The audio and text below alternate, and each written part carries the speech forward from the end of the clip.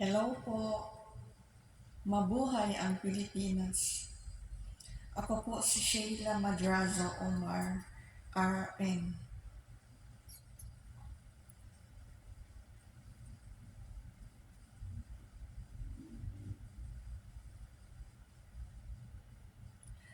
I'm going to discuss what I have discovered because I have one-fourth blood Tausug. Tausugs are the tribes from Sulu. So I have one-fourth blood Tausug from father's side.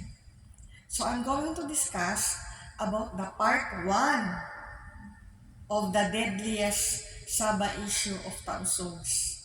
I'm going to discuss the part 1 of the deadliest Sabah history issue of Tausugs, caused terrorisms in the Philippines. I have done reported this to the Legal Division of the Professional Regulation Commission. And it's also about the corrupt hardfuckers to Madrazo women. My middle name is Madrazo. All this in relation to Philippine history. So our schools and the National Commission on Muslim Filipinos should investigate President Noy Aquino brags about ex-President Cory Aquino's Philippines democracy in the 1987 Constitution to protect our national interest.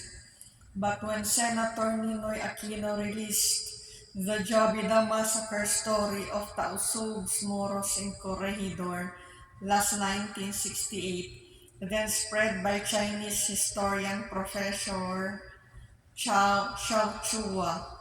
Both Aquino and Chinese Chua admired Dr. Jose Rizal and the Katipunan revolutions caused inspirations of aggressive colonials, Malaysian, Chinese, other colonials funded Filipino private armies as Jabida heroes and their civilians educated forces in coordinations with Malaysian, Chinese, sponsored Filipino politicians rising to Philippines' political powers caused too much rising death tolls and beheadings, especially to our genuine stakeholders from wars, bombings in Mindanao and other parts of the Philippines, to the over massacre to our PNP sa 44 last January 25, 2015 in Mamasapano, Maguindanao during the term of President Noy Aquino. By history, China's one-child policy, due to China's overpopulation, upgraded to two, then three children policy because Chinese migrated to the Philippines for grand opportunities and freedom to have numerous children, while other Chinese conceived from different Pinays in different places to have more numerous Chinese children reserved to the future generations in the Philippines. The Chinese steal our grand opportunities to manage our natural resources, so those Filipinos competitors to manage our natural resources are converted into maids, servants, beggars, while others prostitutes, while the Chinese are never allowed to have these jobs for them, so they exchange status to the future generations against the Filipinos through the modern untold Philippine history. So many Pinays maids, domestic helpers died abroad from severe abuses over fatigue from work. The Chinese slowly became the first-class citizens in the Philippines. Aside from managing our natural resources, they started from small stores, then upgraded to grand stores nationwide. The Chinese colonials are never allowed to manage natural resources in the Middle East or other great nations. Workers only allowed so as not to be the abusive first-class citizens in great nations.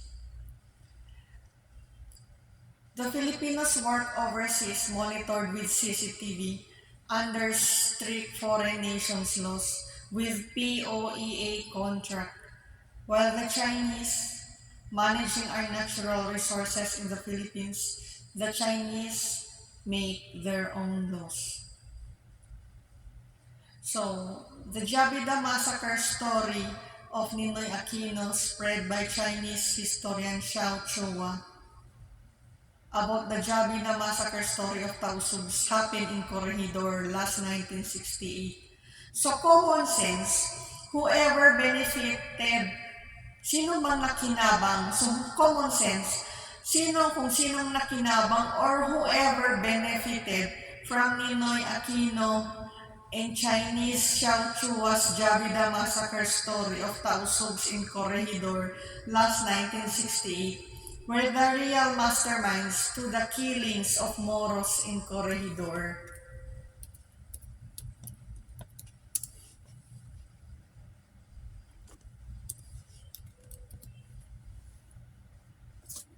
The aggressive colonials are hiding that Corregidor was a Japanese military garrison during World War II.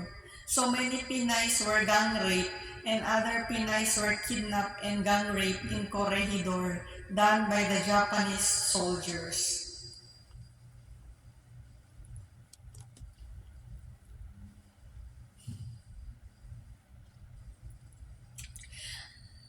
I will also discuss about the special diplomatic friendship of the Chinese and Mindanao Moros, particularly the Tausugs.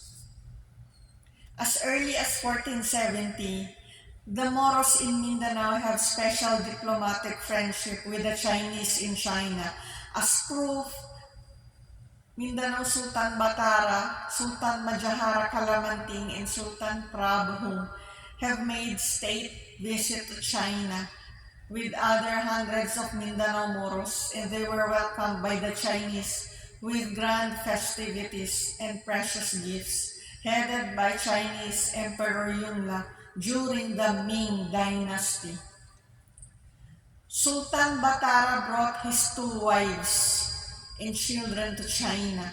Sultan Batara got sick, died, and was given an emperor's burial in a village in Shandong, China. After his burial, one of his wives and their children remained in China, so they became Chinese citizens to the future generations in China. While Sultan Batara's other wife and children traveled home to the Philippines to continue as Filipino citizens to the future generations. To the modern history, their communications continue via the China app called WeChat. To the modern Philippine history, the special diplomatic friendship of the Mindanao Moros, particularly the Tausugs in Sulu, continued with the Chinese. As proof, the Tan men were installed by the Tausugs as the governor and vice governor of Sulu, and other Tan clan were the priority to be in the top government positions in Sulu, Philippines. The Tan men converted to Islam as witness of the Mindanao Moro natives. The Tausugs fishermen are friends with the Chinese Navy Coast Guard in South China Sea, while the Filipino fishermen and Philippine Coast Guards while the Filipino fishermen and Philippine Navy Coast Guards are being harassed by the Chinese Navy Coast Guards in part of West Philippine Sea, in which the Chinese called it part of South China Sea.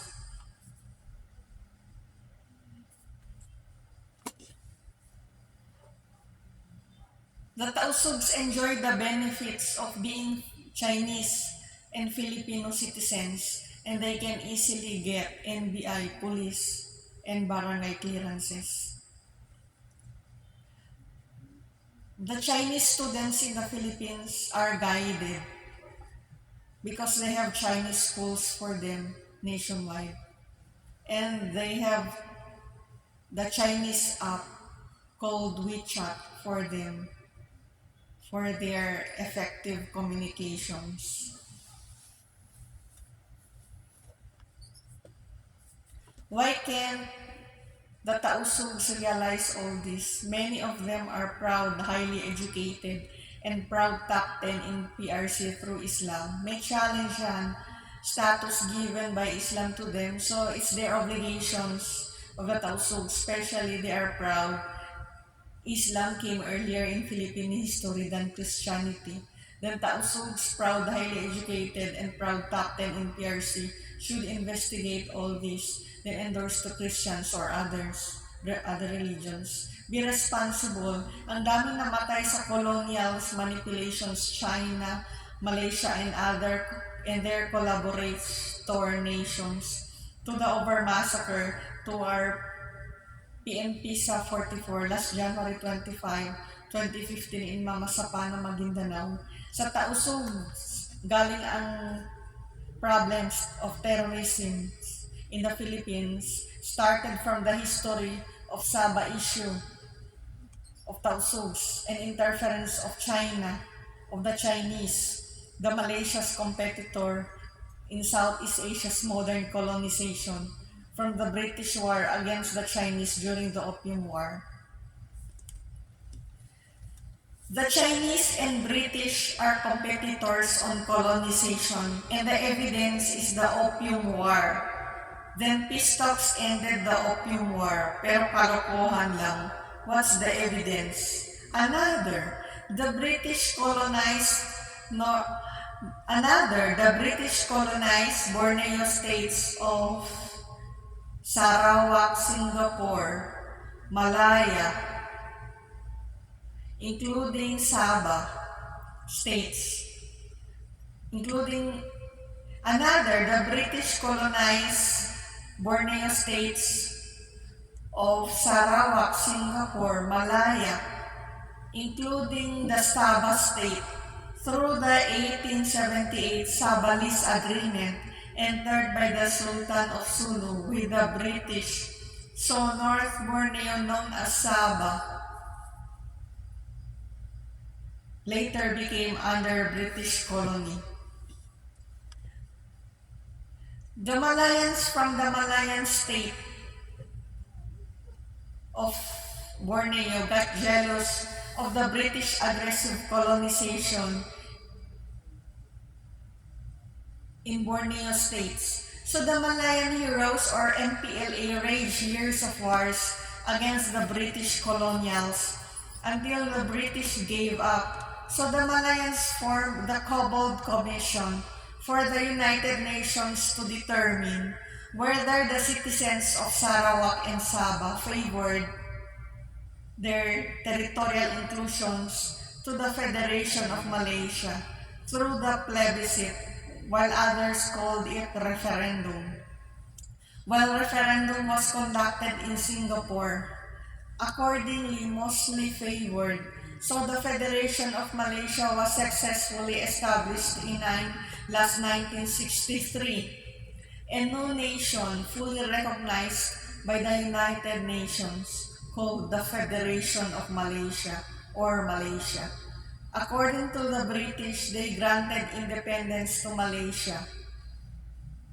So it's Malaysia that have continued to be the competitor of the Chinese in modern colonization.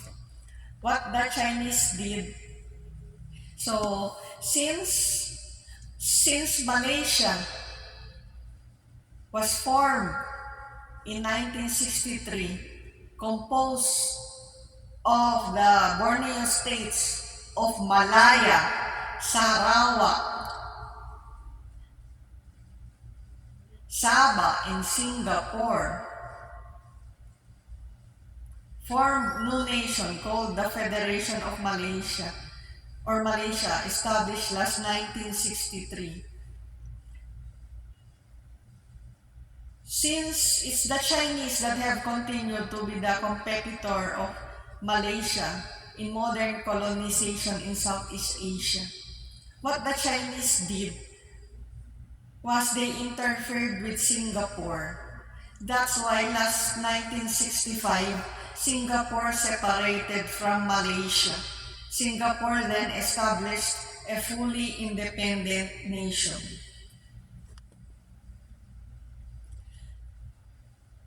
Since the inclusion of Sabah to the Federation of Malaysia in 1963 was in conflict because of the Sabah's 1878 lease agreement entered by the Sultan of Sulu with the British through Albert Dent of the British North Borneo Company, which then last 1962, the Sultan of Sulu transferred the sovereignty rights of Sabah to the Republic of the Philippines through Philippine President Diosdado Macapagal.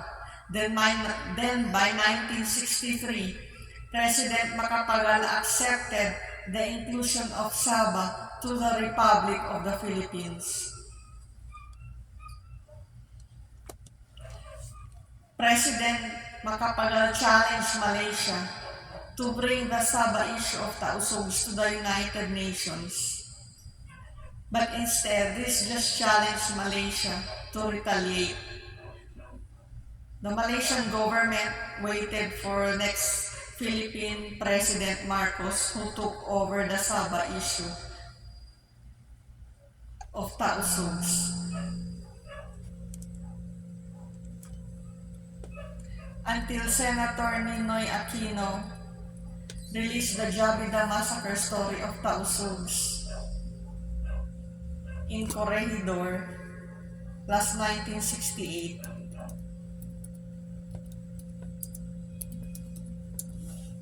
Then spread by Chinese historian Professor Xiao Chua. Both Aquino and Chinese Xiao Chua admired Dr. Jose Rizal and the Katipunan revolutionists, cause inspirations of aggressive colonials, Malaysian, Chinese, other colonials funded Filipinos' private armies as Jabida heroes, and their civilians educated forces in coordinations with Malaysian, Chinese-sponsored Filipino politicians rising to Philippines' political powers. Caused too much rise in death tolls and beheadings, especially to genuine stakeholders from wars, bombings in Mindanao and other parts of the Philippines, to the over massacre to our PNP sa 44 last January 25, 2015 in Mamasapano, Maguindanao during the term of Philippine President Noy Aquino.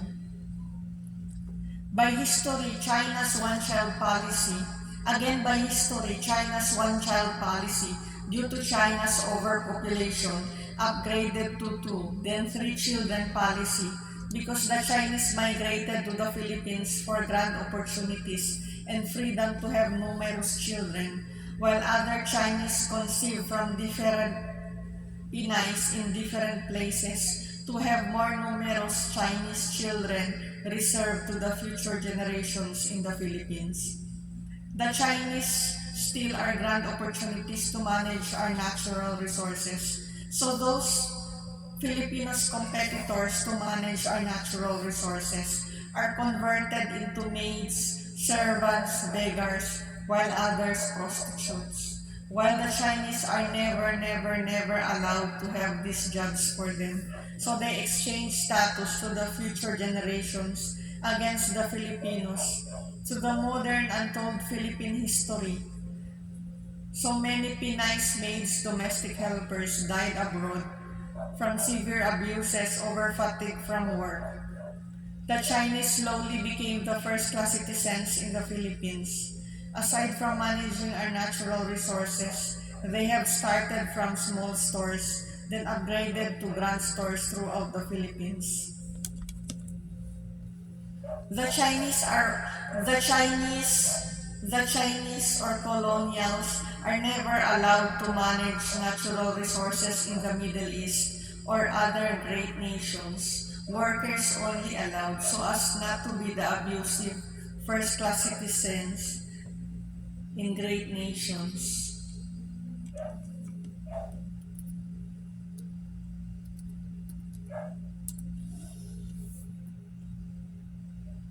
The Filipinos work overseas monitored with CCTV under strict foreign nations laws with POEA contract, unlike the Chinese managing our natural resources in the Philippines, the Chinese can make their own laws, even foolish laws. So since the story of the Jabida massacre, story of Ninoy Aquino and Chinese Xiao Chua, the Jabida massacre story of Tausugs happened in Corregidor. Since the story of Ninoy Aquino and Chinese Xiao Chua's Jabida massacre story of Tausugs happened in Corregidor last 1968. So common sense, because Aquino and Chinese Xiao Chua blamed President Marcos to the killings of Moros in Corregidor.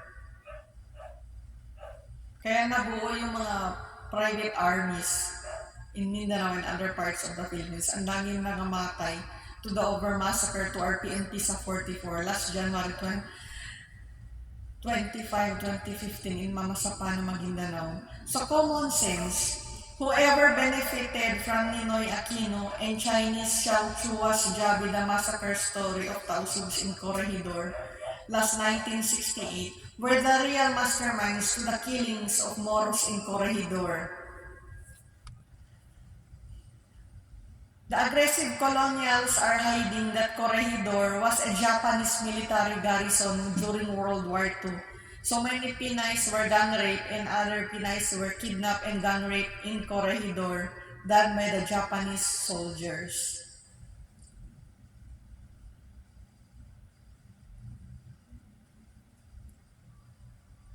So all terrorisms in the Philippines, rising death tolls, beheadings to our genuine stakeholders from wars bombings to the over massacre to our PNP sa 44 last January 25, 2015 in Mamasapano, Maguindanao.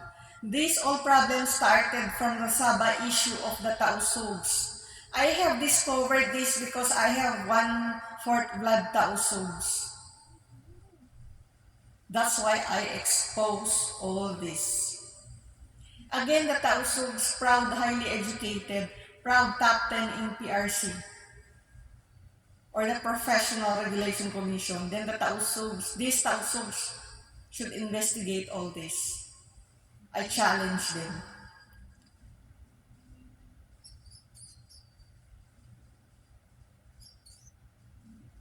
Since I have already reported this to the Legal Division of the Professional Regulation Commission, also our schools and the National Commission on Muslim Filipinos should investigate all this. So this is to be continued on part 2.